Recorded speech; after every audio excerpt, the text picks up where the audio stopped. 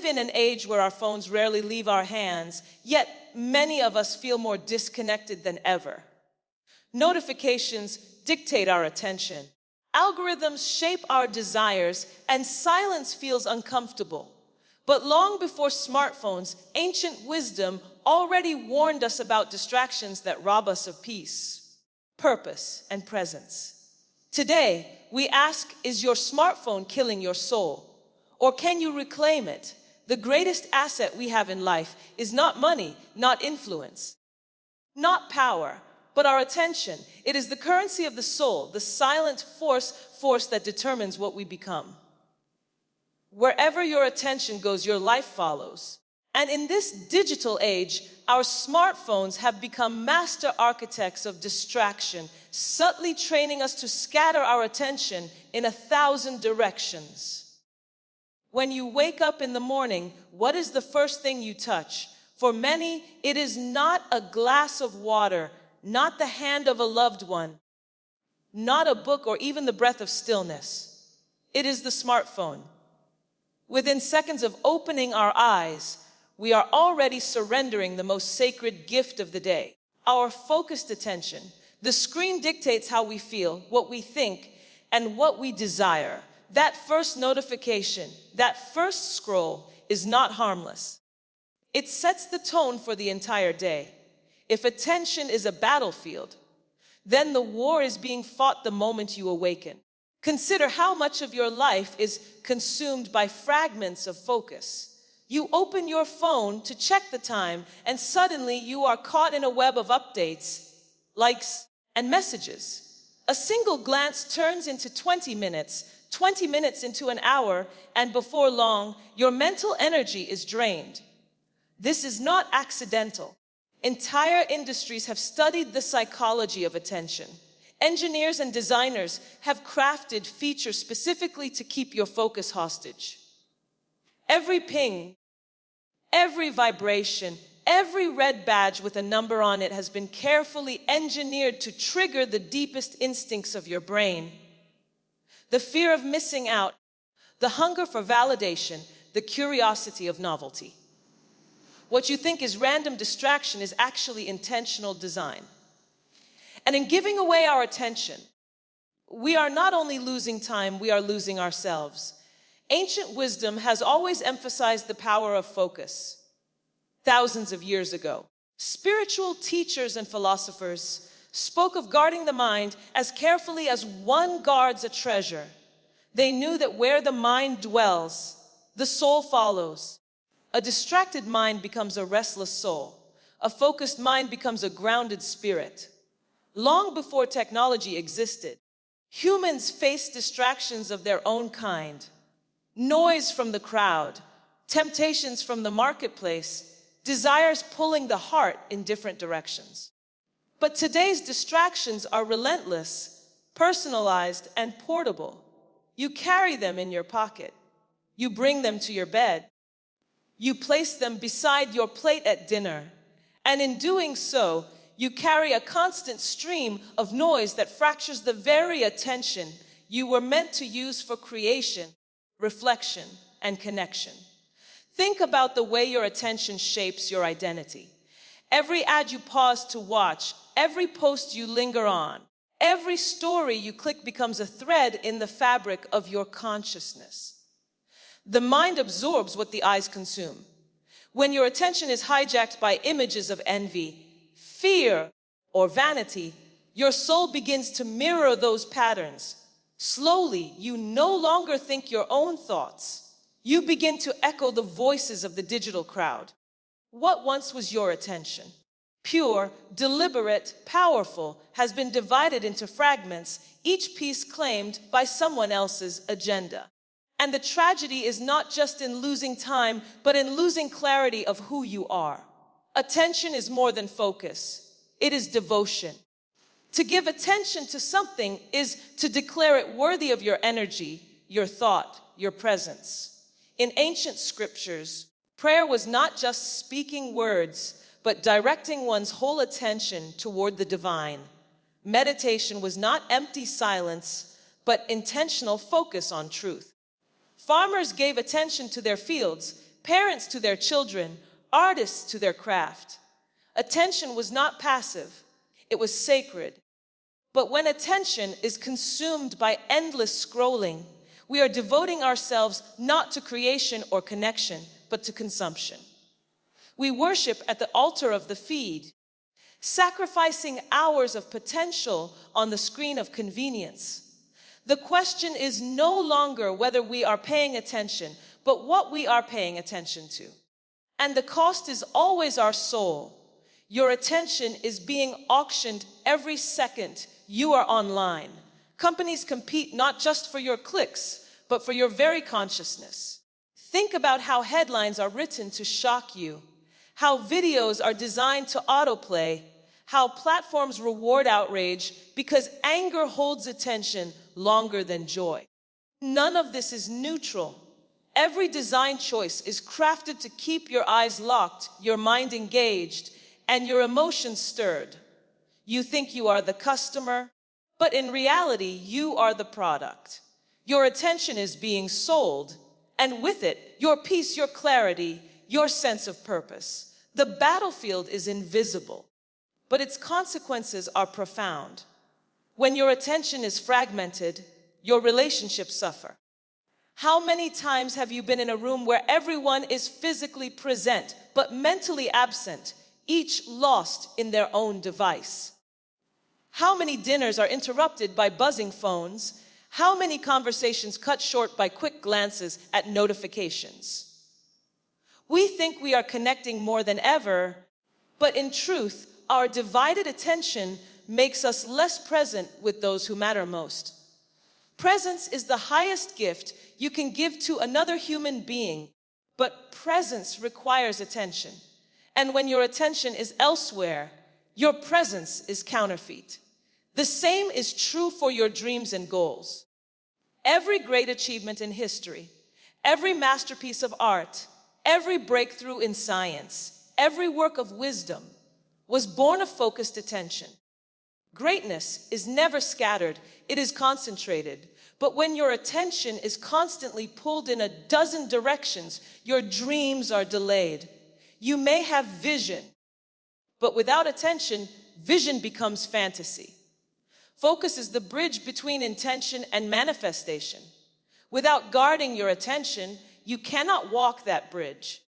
You remain stuck in the land of distraction, watching others live with purpose while your own dreams remain in the shadows of your phone screen. The human mind was never designed to process endless streams of information. Yet every day, we consume more content than entire generations did in their lifetimes. News, memes, videos, messages, all competing for a slice of your attention. The result is not enlightenment, but exhaustion. You feel drained not because you have worked hard, but because your attention has been scattered thin across 100 trivialities.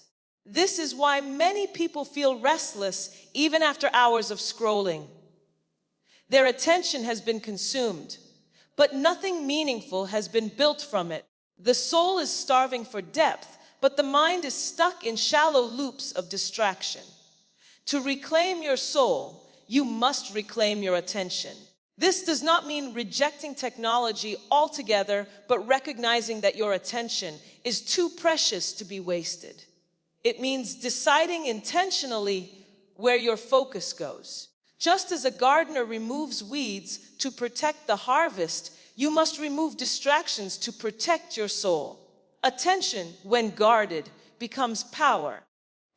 It allows you to hear the whispers of your spirit, to discern the voice of wisdom, to notice beauty that screens cannot capture. Attention allows you to be present with your loved ones, to create with purpose, to grow with clarity. Without it, life passes by in notifications, and the soul fades in silence. The truth is, whatever holds your attention shapes your destiny. If your attention is fixed on comparison, you will live in insecurity. If it is consumed by noise, you will live in confusion. If it is scattered among distractions, you will live in frustration. But if your attention is directed toward truth, toward love, toward purpose, your life will reflect peace and fulfillment. Ancient wisdom understood this, and though the tools of distraction have changed, the principle remains the same. Attention is not just about focus. It is about the alignment of your soul with what truly matters. Silence is one of the rarest commodities in the modern world. The absence of sound has become uncomfortable, even intimidating to many people. Yet silence has always been recognized as a sacred space where the soul finds restoration.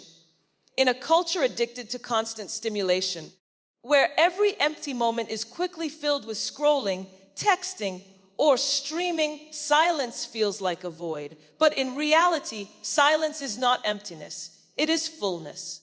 It is the place where wisdom surfaces, where clarity emerges, where peace breathes life back into us. To understand why silence is sacred, you must first understand what noise does to the soul. Noise is not only external, it is internal. The phone buzzing, the feed updating, the endless chatter of notifications create external noise. But the real impact is the inner noise they generate: restlessness, distraction, anxiety, the inability to be still. The smartphone has made silence optional, and because it is optional, many avoid it. A pause in the day becomes an opportunity to check for updates. A quiet room becomes unbearable without background music or videos. Even when walking outside, people feel compelled to fill their ears with sound. Silence is avoided because it exposes us. It reveals the things we suppress beneath distraction. When you sit in silence, unguarded, you begin to hear your own fears, your unprocessed grief, your unanswered questions. The noise of the digital world acts as a shield against that confrontation. But when you avoid silence, you also avoid healing. Ancient traditions understood silence as medicine. Monks retreated into deserts and mountains, not to escape the world, but to encounter it more deeply. Prophets and sages sought stillness because they knew that truth is often whispered, not shouted. In sacred texts, silence was not described as emptiness, but as the womb of revelation. It was in silence that people discovered their deepest selves and their connection to the divine. The more silence they embraced, the more clarity they gained. Silence was not passive but active, not absence but presence. Today, however, silence is misunderstood. It is equated with boredom, loneliness, or lack of productivity. Yet silence is the very thing our overloaded minds crave, even when we resist it. Think about what happens when you allow silence to enter your day. At first, it feels awkward, almost unbearable. Your fingers itch to reach for your phone, your mind wanders, and you feel the tug of distraction. But if you remain in silence long enough, something begins to shift. The noise inside you slowly quiets down. The racing thoughts start to settle. You begin to notice the subtleties of your environment, the rhythm of your breath, the beating of your heart, the sound of wind moving through leaves. In silence, your senses awaken to things you usually overlook. The world becomes richer, deeper, more alive. And in that awareness, your soul finds rest. Smartphones have trained us to fear silence. Consider how rarely people allow themselves to be still. Waiting in line, they reach for their devices. Sitting in traffic, they scroll at the red light. Lying in bed, they fill their final moments with screens until sleep overtakes them. This constant input leaves no space for silence, no room for reflection. Without silence, the mind cannot process, the heart cannot heal, and the soul cannot breathe. Information without reflection becomes noise. Experiences without pause become overwhelming.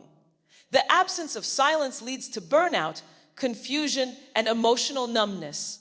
Silence is sacred because it restores balance.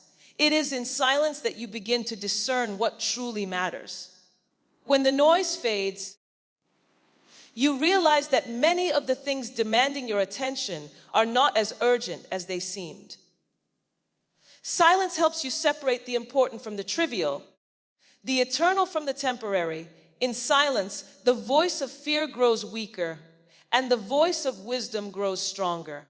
You begin to hear the guidance that constant noise drowns out. Decisions that once felt overwhelming become clear when given the space of silence. Creativity, too, is born in silence. Ideas often emerge not in moments of noise, but in stillness, on quiet walks, in unhurried mornings, in pauses where the mind is free to wander without distraction. The human nervous system was designed to oscillate between stimulation and rest. But in a world where stimulation never stops, the system becomes overloaded. Silence provides the reset the body and mind need. Scientific research shows that silence lowers stress, reduces blood pressure, and improves concentration. It activates the brain's default mode network, which is responsible for self-reflection and memory consolidation. In other words, silence not only calms the body, but also strengthens the mind. Without it, we lose our ability to think deeply, to remember meaningfully, and to create authentically. Smartphones, by keeping us in a constant state of low-level noise, rob us of this essential reset. In silence, you also discover presence. Presence is the ability to be fully engaged with the moment at hand, to exist here and now without distraction. Smartphones fracture presence. They make you physically here, but mentally elsewhere. Silence pulls you back into the present. When you sit quietly with someone you love, without the need to fill the air with words or reach for a device, you experience the power of shared presence. When you walk without headphones, you notice the world around you. The patterns of light, the sounds of nature, the details that enrich your existence. Presence is found in silence, and presence is what nourishes relationships, creativity, and spiritual life. Silence also teaches you humility. In the noise of constant information, it is easy to believe that you must always have an opinion, always be updated, always stay relevant. But silence reminds you that you are not the center of the universe.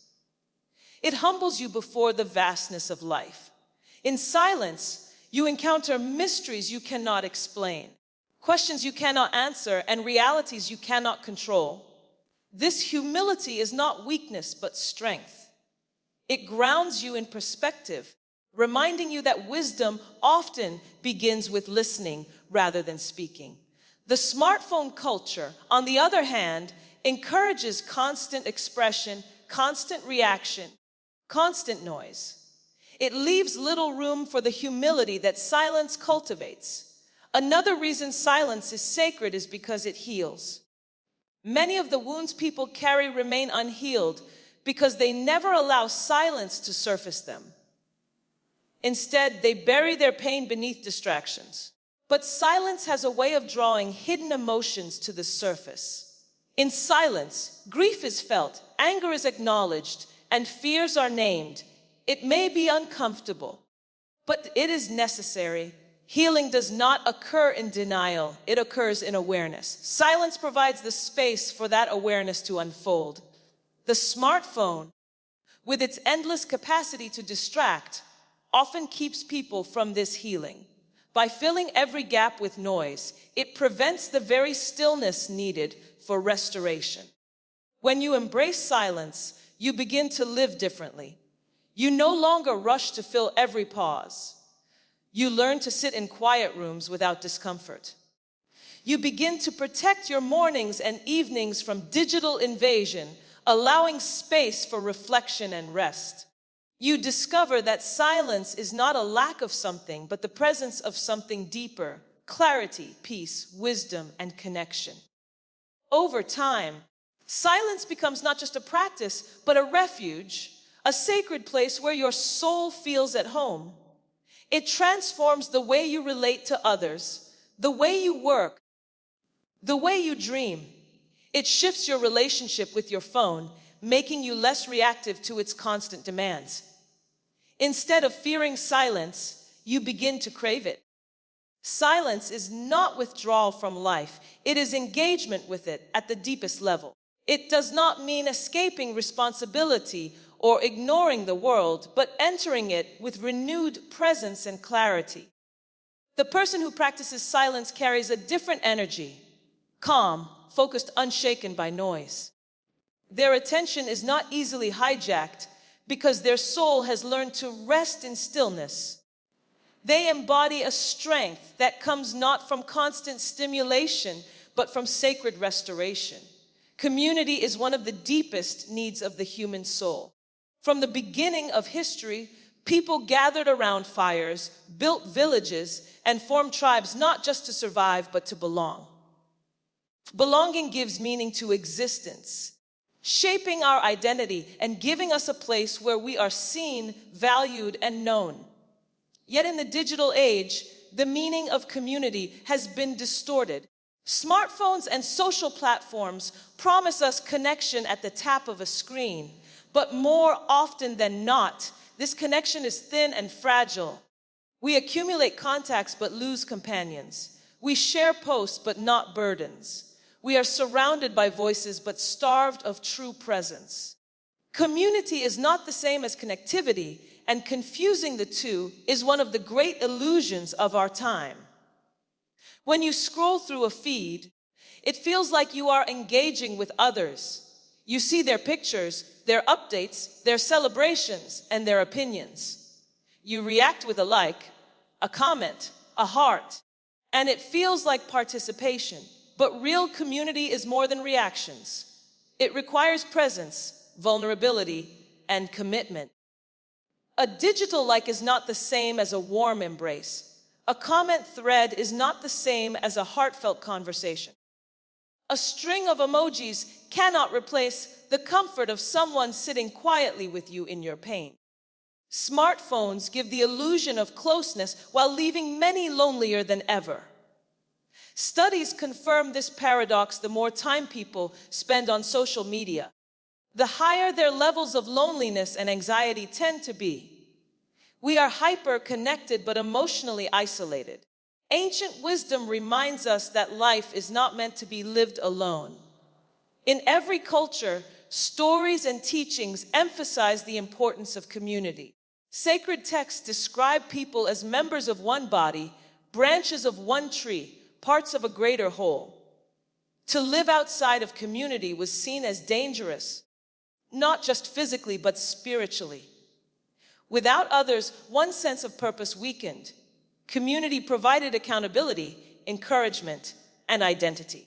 The modern world has replaced community with networks, but networks are not the same. A network connects you for function. A community binds you for life. A network asks, "What can you do for me?" Community asks, "How can I walk with you?" This difference is critical. Smartphones, while capable of facilitating relationships, often reduce them to transactions. Messages are exchanged quickly, but depth is lost. Attention is divided, so even when people are together, they are distracted by devices. Think of the last time you were at dinner with friends or family. How often did someone glance at their phone mid-conversation? How many moments were interrupted by a notification? These small acts communicate something, that the person in front of you is not enough to hold your full presence. Over time, this erodes trust and intimacy. The phone, meant to connect, ends up creating invisible walls between us. Community thrives on presence. Presence means being fully engaged with another person, not half here and half elsewhere. It means listening with both ears and both eyes. Not multitasking while they speak. It means sharing silence without discomfort, laughter without performance, tears without shame. Presence requires attention, and attention cannot be divided endlessly. Smartphones fragment presence, and when presence is lost, community weakens. A group of people in the same room, each lost in their own screen, is not a community. It is a collection of isolated individuals occupying the same space. Another element of true community is vulnerability. To be known is to be exposed. It requires honesty, the willingness to show not just your strengths, but your weaknesses, not just your joys, but your sorrows. Digital platforms, however, reward performance. They encourage people to present curated versions of themselves, highlight reels, filtered images, carefully worded opinions. Vulnerability is replaced with presentation. But community cannot be built on masks. It flourishes only when people are willing to remove their filters and reveal their true selves. This is why many who have hundreds of online connections still feel unseen. They are known for their persona, not their person. They are liked for what they project, not loved for who they are. Smartphones amplify this tendency, making it easy to hide behind screens instead of showing up authentically. Community also demands commitment. Relationships are not sustained by convenience, but by effort. They require time sacrifice and the willingness to stay even when it is difficult. Online connectivity fosters a culture of disposability. If someone offends you, you unfollow them. If a conversation becomes uncomfortable, you leave the chat. If a relationship requires effort, you replace it with easier interactions. But true community does not vanish when things get hard. It walks through conflict, forgives mistakes, and holds space for growth. Commitment turns acquaintances into family. Without it, relationships remain shallow and fragile. Smartphones, by making interactions quick and replaceable, weaken the muscles of commitment. The soul craves more than connectivity, it craves community. This is why moments of genuine togetherness feel so life-giving. Sharing a meal where everyone is present, talking late into the night with no devices interrupting, laughing until your sides hurt with people who know your story. These moments restore the soul in ways no digital interaction can. They remind us that we are not meant to live as isolated individuals performing for an invisible audience. We are meant to live as parts of a whole, seen, known, and valued. The danger of replacing community with connectivity is not only loneliness, but also the loss of accountability. In true community, people speak into your life. They notice when you are drifting. They encourage you when you are weary. They challenge you when you stray from your values. Online networks rarely provide this kind of accountability. They affirm, they entertain, they distract, but they seldom hold you accountable to growth. The algorithms are designed to keep you comfortable, feeding you more of what you already like. Real community, by contrast, stretches you.